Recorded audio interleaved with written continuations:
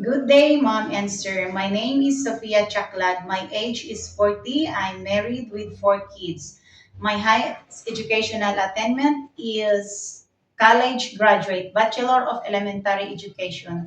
I work as a household helper here in the Philippines for 2 years. I serve one couple with three children. My duties are to take good care of children and to wash clothes and clean the house. I work also as a domestic helper in China for 10 years, 3 months.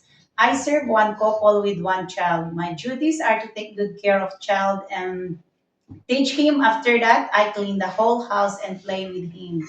The most important thing in taking care of the baby is to feed him, change his diaper, and be sure to let him sleep and look at all times. I can sing a nursery rhyme. This is my sample. Rain, rain, go away, come again another day. Little children wants to play. Rain, rain, go away. My special skills are taking good care of children, elderly, and disabled. And to my future employer, I assure that I will do my best to work hard for the family. Thank you.